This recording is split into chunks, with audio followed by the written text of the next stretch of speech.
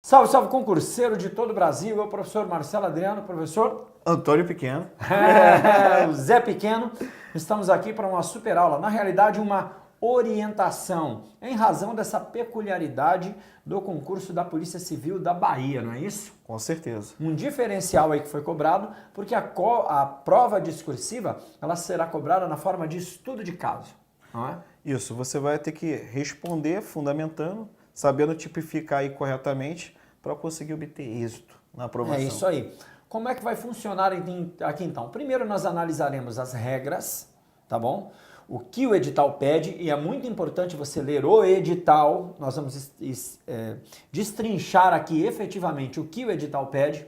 Depois disso, nós veremos no caso concreto o que você deveria responder, ou seja, qual é efetivamente a resposta que a banca espera, porque nesse caso serão analisados dois aspectos importantes. Primeiro, o aspecto técnico, o aluno terá que acertar os pedidos, porque isso está embasado em lei, na jurisprudência ou na doutrina, como nós veremos aqui, está bem fácil, né? Bem tranquilo o caso que a gente viu. Um outro aspecto é o da língua portuguesa, gramatical, correção, a coerência como você escreve. Mas o foco aqui não é efetivamente escrever uma redação com introdução, desenvolvimento, conclusão. Você tem que efetivamente responder as perguntas. E aí uma primeira orientação muito importante. Assim como a mulher de César, não basta ser honesto, tem que mostrar que é. Então, no seu corpo de redação, você vai ter que indicar efetivamente onde estão as respostas. Como é que você faz isso? Primeira orientação. Inicie o parágrafo com o qual você vai responder o questionamento com a própria questão, para que o examinador não tenha dúvida de que você está respondendo a primeira questão, a segunda questão, como nós veremos aqui no decorrer das nossas breves orientações, tá bom? Vamos primeiramente analisar as regras para que você possa interpretar. Eu e o professor Pequeno vamos aqui, com base na nossa experiência, trazendo os detalhes daquilo que você deveria responder em sua prova, tá bom? Vamos lá. Estamos falando, Pequeno, da segunda etapa, certo? Que é a chamada prova discursiva, que é composta de estudo de caso.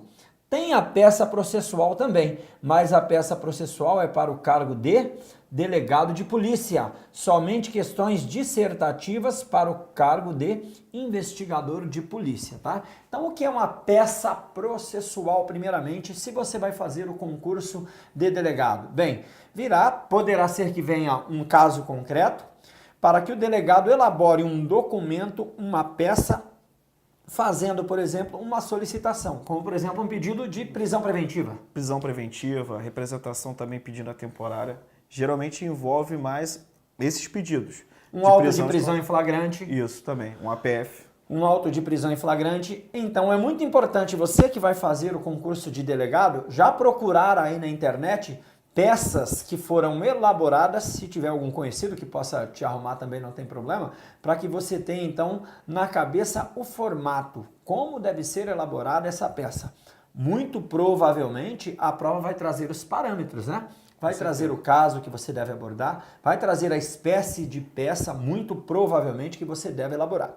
No caso da prova do estudo de caso, especificamente a prova dissertativa, pode ser que venha, então, um caso efetivamente concreto para a análise por parte do candidato, que envolve, como dissemos, a parte técnica, responder o que está sendo pedido, e também a parte da língua portuguesa, gramática, coerência, coesão, tudo aquilo que é importante em um texto. Porque não adianta ele dominar ali o conteúdo em si na cabeça dele, mas ele não sabe concatenar. Não consegue escrever. Aí então comete erros gramaticais, certo?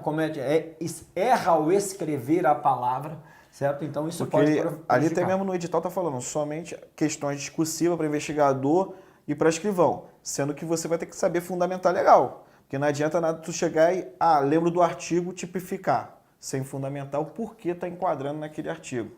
Então a gente vai desenvolver isso aí também depois com a análise do caso concreto aqui. Vamos lá então. Questões dissertativas, como eu disse, para investigador de polícia, escrivão de polícia. Detalhe que é de caráter eliminatório e classificatório. Por que isso é importante? Porque, primeiro, isso vai influenciar na classificação. Muitos alunos negligenciam a discursiva, depois tirou uma nota ruim, teve ótima nota na objetiva e fica lá para trás. Então, não trabalha nessa parte, né? Não trabalha nessa parte, por isso vale a pena investimento. Vale muito a pena investimento.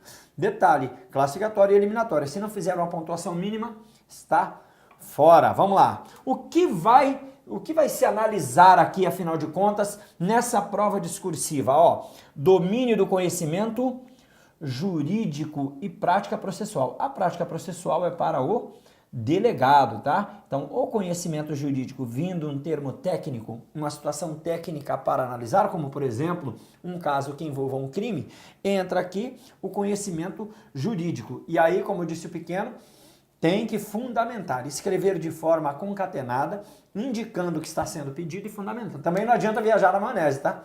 É diferente de um termo de um tema genérico, né? O terrorismo, por exemplo. No terrorismo você pode escrever diversas coisas, tá? É óbvio que alguns elementos básicos você vai ter que ter ali. Mas você não está, é um termo tão amplo que se você escrever bem, você já está ganhando pontos. Sim. Escreveu bem, já está ganhando pontos. E aí, se você, além disso, ainda acertar aquilo que está pedindo, maravilha. Aqui não. Aqui, se você já chegar errando o que está sendo pedido, aí você já se complica. Não, e particularmente assim, eu vejo na qualidade de concurseiro que é melhor você resolver um estudo de caso do que tipo, dar um tema, jogar Genérico. um tema pra você genérico que às vezes você não domina aquele tema. E detalhe, sai você não nada pode nem na tua recorrer, cabeça. né? Não tem nem como recorrer. Vamos lá então. Vamos lá, prática processual. O desenvolvimento do tema na estrutura proposta, a correta fundamentação, a adequação da linguagem, isso aqui é importante, a articulação do raciocínio jurídico e a capacidade de argumentação, necessários ao desempenho desses cargos. Detalhe importante, para o delegado a cobrança será muito mais rígida, não tenha dúvida. O investigador e o escrivão, em regra, na prática é assim, né? Na teoria, não é. É que nem Não é ele que vai elaborar o auto de prisão em flagrante. Não é ele que vai fundamentar, por exemplo, uma representação acerca da prisão preventiva, tá? Então é o delegado que tem que ter esse domínio maior. Para o investigador, para o agente, é importante todos esses elementos que estão aqui, que nós acabamos de citar. Porém, em um grau muito menor de exigência, na minha opinião. Com certeza. Certo? Em todas as provas, será considerada a correção gramatical e o uso padrão da norma. Aqui entra a parte de língua portuguesa. Língua portuguesa. Isso quer dizer que aquela estrutura formal de redação, se você quiser escrever, não tem problema nenhum. Por quê? Porque o que importa é você responder de forma coerente no corpo da sua redação, da sua discursiva, o que está sendo pedido. Mas não é o principal. O principal é responder o que está sendo pedido, escrevendo de forma coerente, é o que nós extraímos aqui do nosso edital. Não é isso? Com certeza. Vamos para o estudo de caso, então, só para que nós possamos usar esse como exemplo. Detalhe importante, esse estudo de caso que está aqui, ele é da própria VUNESP, então a gente pegou como referência. Pode vir diferente? É lógico que pode. Tá? Então, infelizmente ou felizmente, não sei, o edital ele não amarra o suficiente para que nós tenhamos um modelo efetivamente definido. Não amarra o suficiente para isso. Por exemplo, uma dissertativa com tantas questões, que vai tratar exatamente disso ou daquilo. Não vem. Vem de forma mais genérica com alguns parâmetros.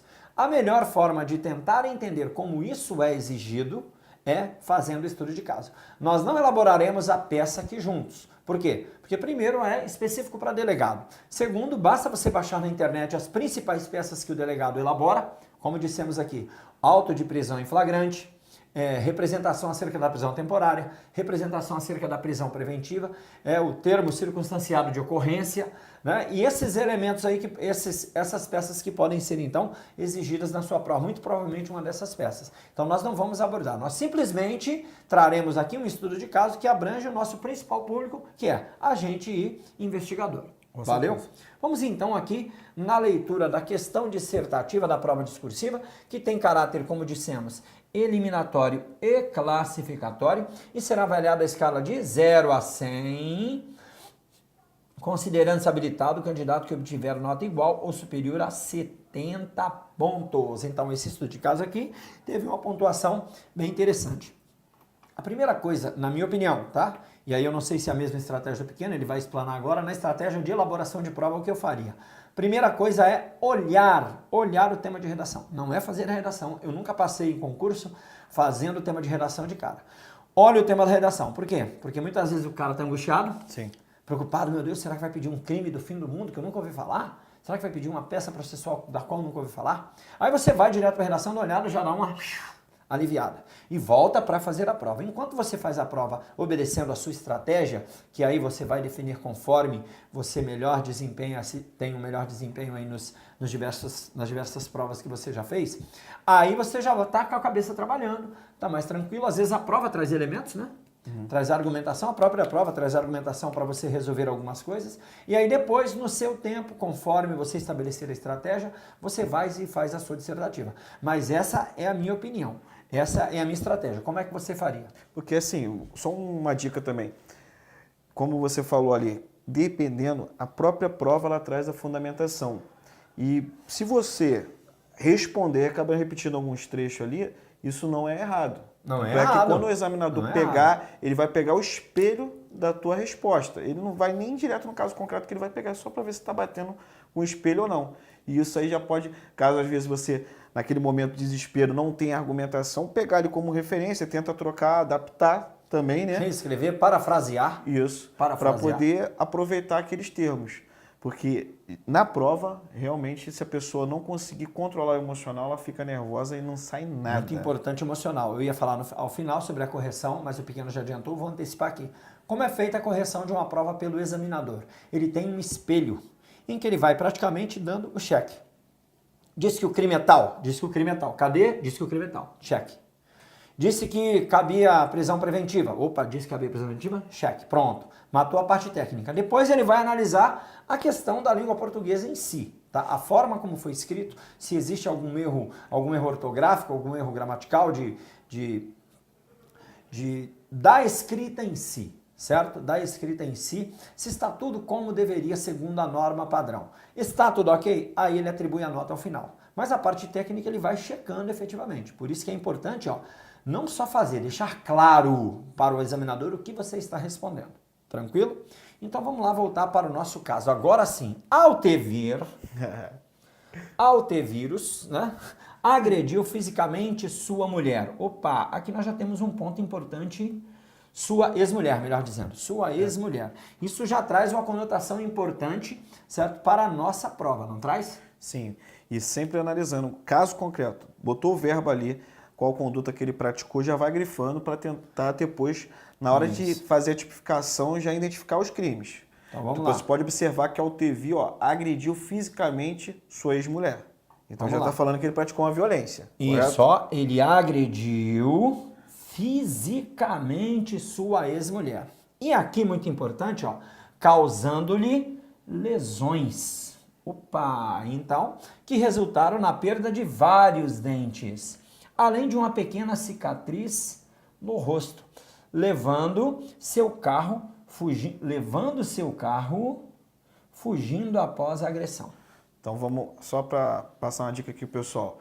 Pode observar que ele praticou a lesão. Em tese, dá para perceber que é uma lesão corporal, só não dá para você inferir ainda qual tipo de lesão, porque falou vários dentes.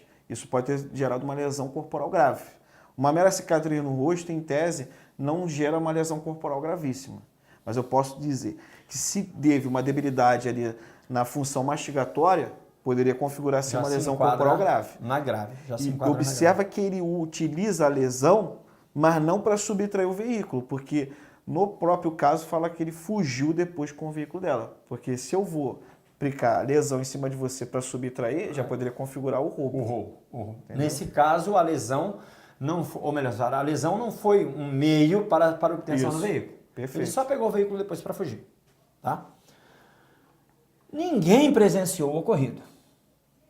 Tendo a vítima registrado a ocorrência policial a respeito dos fatos.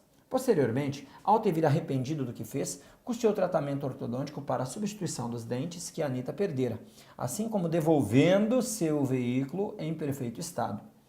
O casal reatou o relacionamento e a vítima compareceu à delegacia para retratar a representação ofertada. Opa!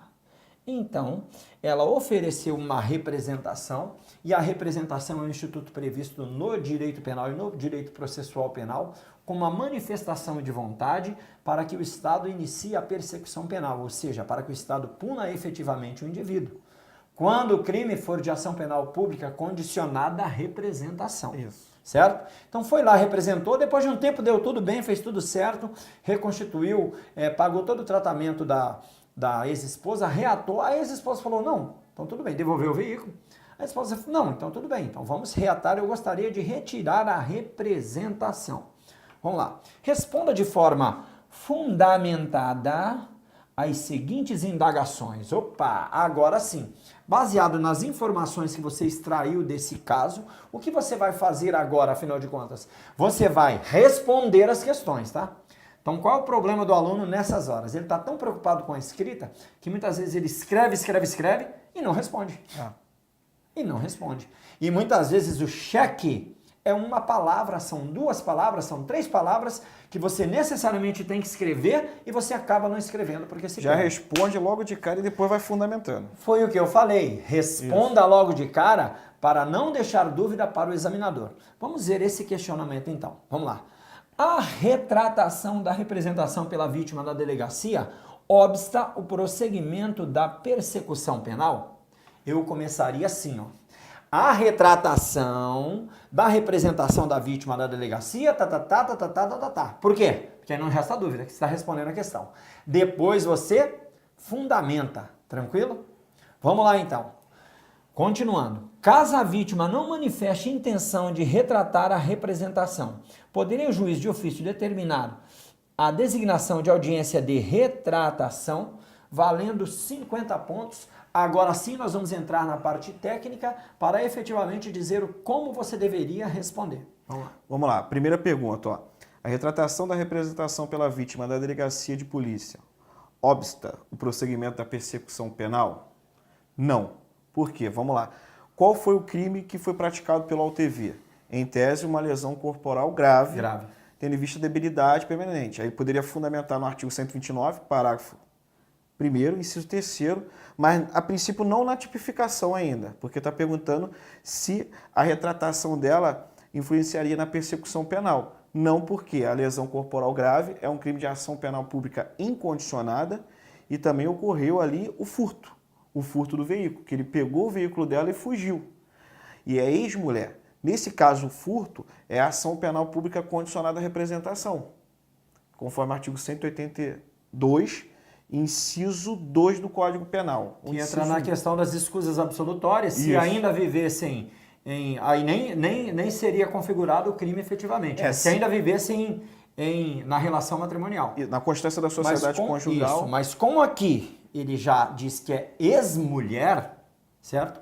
É ex-mulher, aí nesse caso fica condicionada a representação. Aí teve a lesão corporal grave, ação penal pública incondicionada, vai estar sob o contexto de violência doméstica e familiar, porque eles já tiveram uma relação íntima de afeto, aí entra o artigo 5º, inciso 3º da Lei Maria da Penha. Certo. E nesse caso específico, a retratação dela não vai ter efeito algum.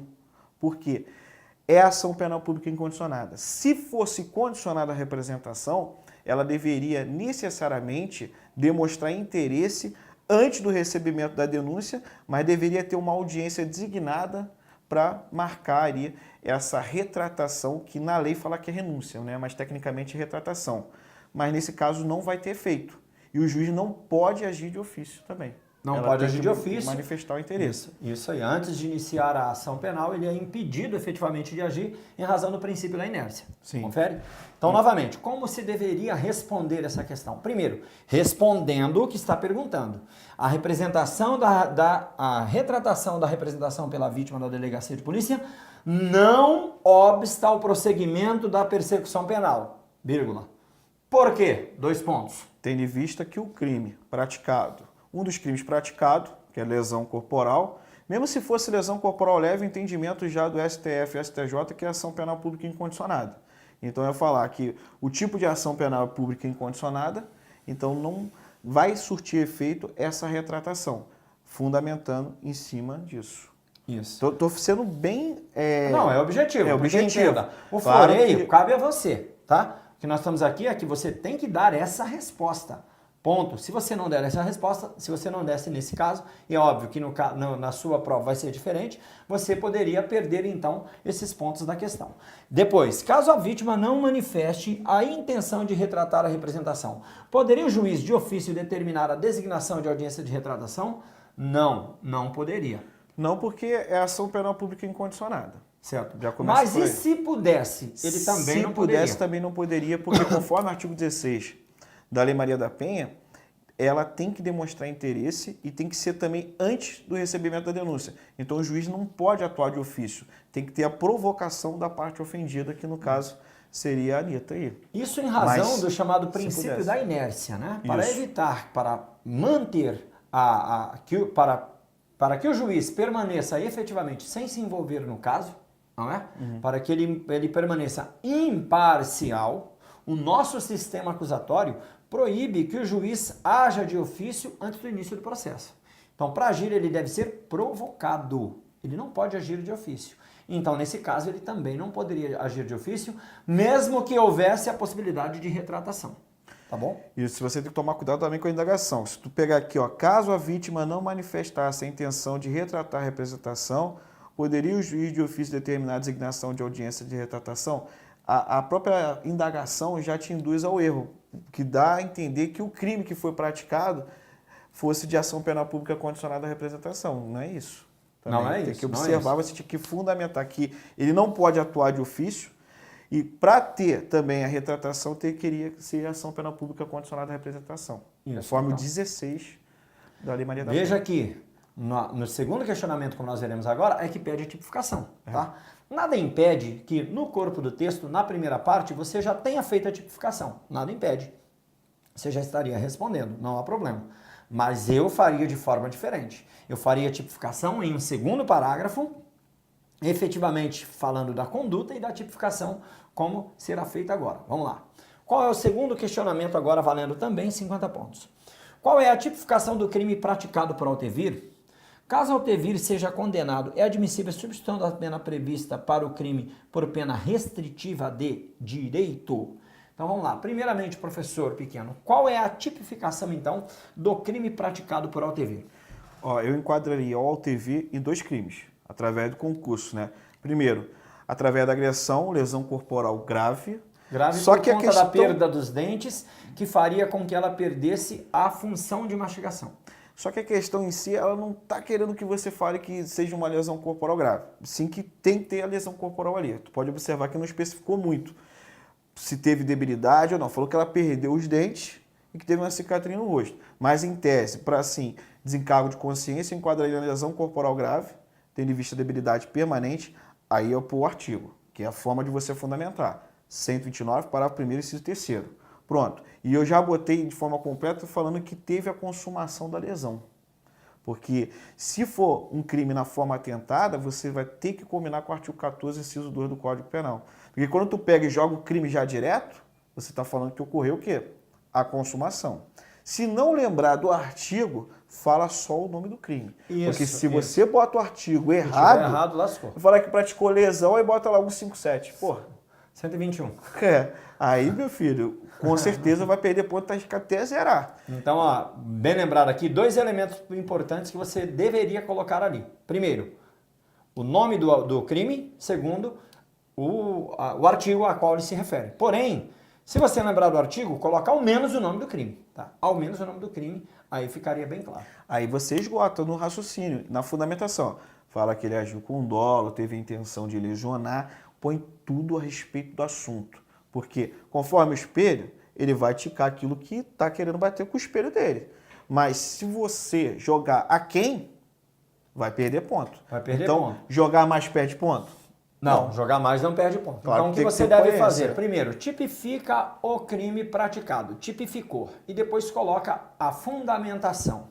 Porque agiu dessa forma, agiu com intenção de gerar, pegou o carro e assim por diante até terminar. Certo? Certo. Bem, por fim, Caso Altevir seja condenado, é admissível a substituição da pena prevista para o crime por pena restritiva de direitos? Olha só, aí tem que fundamentar no seguinte, como ele praticou 2 crimes, né? 2 crimes. Foi a lesão em concurso com o furto. O furto teve uma violência patrimonial e, no caso, a lesão, uma violência física.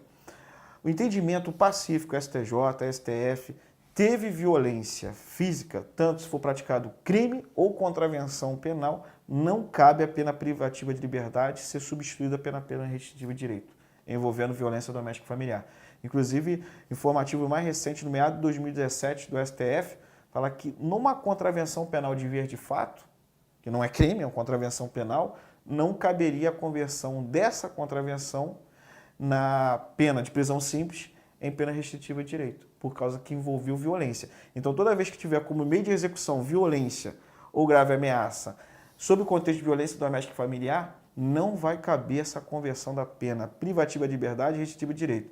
E vou citar para você a súmula 588 do STJ. Então, você vai fundamentando, joga a súmula, se você lembrar. Ali eu botava súmula 588 do STJ. Aí, ó, tu poderia até viajar. No que diz respeito que ele foi lá e devolveu o veículo. Só que o furto já estava consumado. Certo. Vou falar que arrependimento posterior. Não perguntou isso.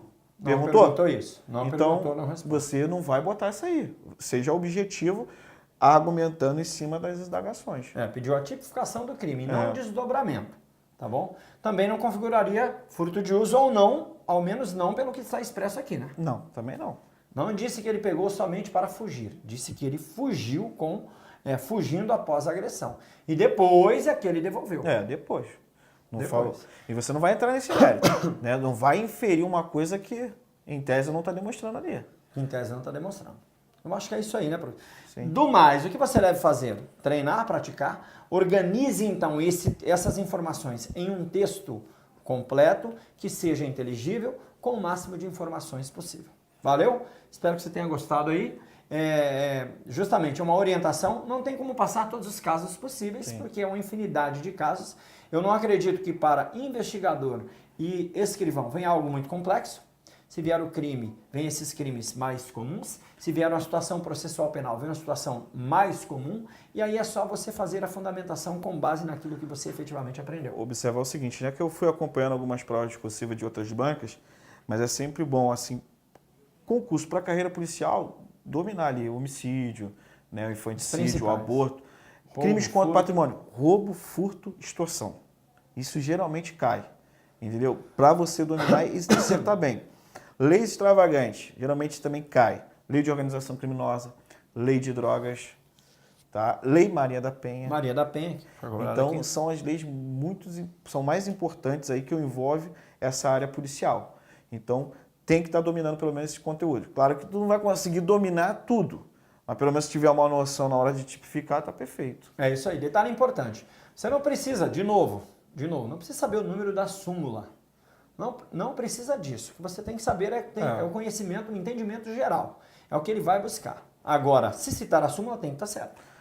Se citar o artigo, tem que estar certo. Que nem eu falei, você tipo assim, não lembrou a súmula, nada. Fala assim, de acordo com o entendimento do Superior Tribunal de Justiça, do STF. Pronto, já mostrou que você sabe qual é o posicionamento jurisprudencial. Entendeu? Porque se está errado, vai perder ponto. Vai perder ponto. Olha, eu espero que você tenha gostado. E para basar tem que ser Focus!